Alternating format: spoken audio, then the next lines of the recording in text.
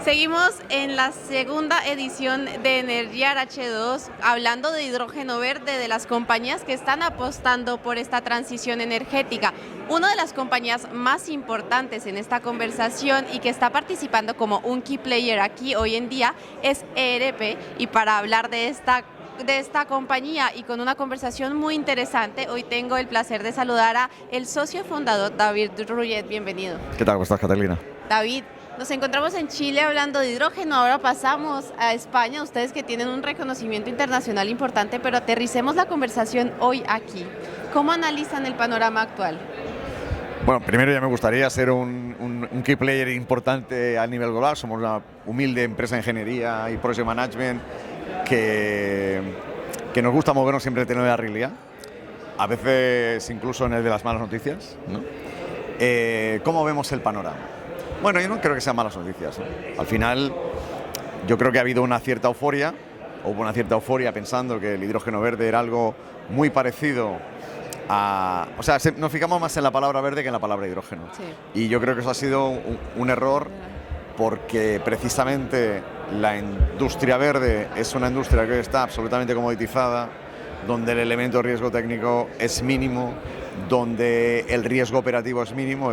Casi que el problema en una planta solar o en una planta eólica es que te choques con un aerogenerador, ¿no? No tenemos riesgos como sí tenemos en un ecosistema como sería el hidrógeno verde, o ya diría el hidrógeno, en el que al final nos movemos en el ámbito de refinería, ¿no? Claro. Al final no dejamos de estar en la industria solar en algo que se mueve prácticamente con 3 normas IEC.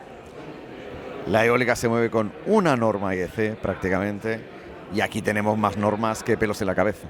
Tenemos normas para combatir de espacios, tenemos normas para seguridad y control, tenemos requisitos particulares y procedimientos especiales para realizar los cálculos de riesgo operativo de estas plantas.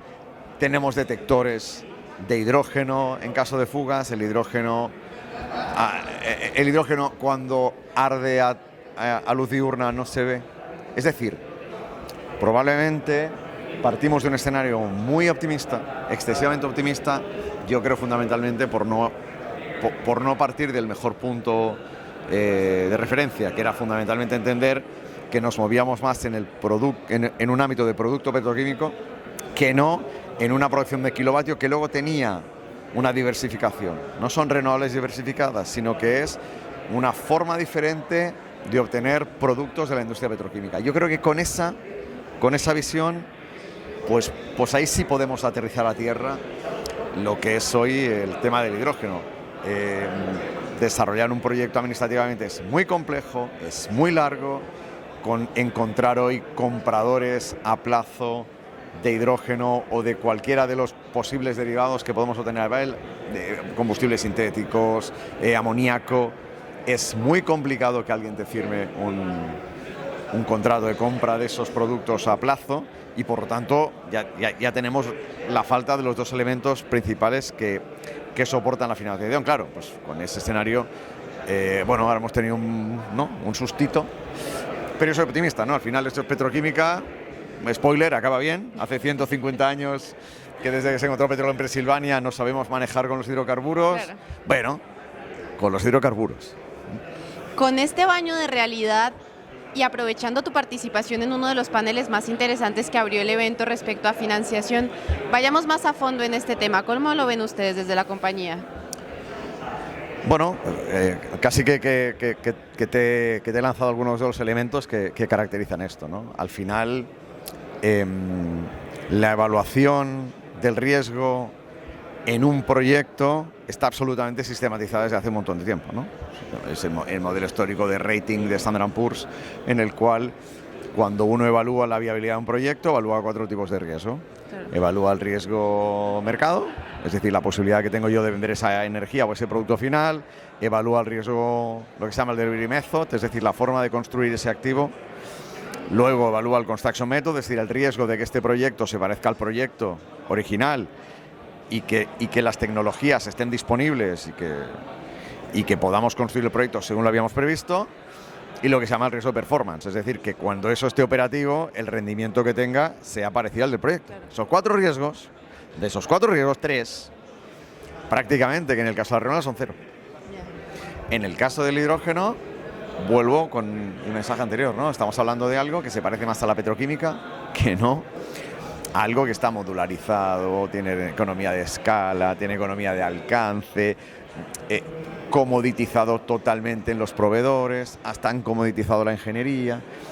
Entonces, es un contexto totalmente diferente. Por lo tanto, la financiación va a ser sin recurso, muy difícil, hasta que, yo creo, por un lado, se introduzcan elementos que mitiguen estos riesgos y fundamentalmente me centraría en los riesgos técnicos.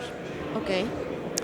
Porque al final el riesgo mercado va a ser de salida. Si tú no tienes un contrato de compraventa de ese producto, el que sea, hidrógeno verde, hidrógeno amarillo, amoníaco, combustibles sintéticos, si no tienes algo detrás en un contrato de compraventa a plazo, ya no podrás hablar. El siguiente paso va a ser si tú realmente has seguido toda la metodología y has seguido la adecuada digamos, forma de trabajar el proyecto para tener estos tres riesgos: construcción, puesta en servicio, rendimiento y proceso de entrega. Es decir, esto te lo tiene que vender alguien, una persona, te lo tiene que vender 2, 5. Que no tengas esto, yo creo que vamos a tener que esperar. O eso, o los otros modelos, ¿no? Que es como está avanzando hoy China en estos proyectos, ¿no? David, segunda edición de Energiar H2, ¿qué opinión te merece?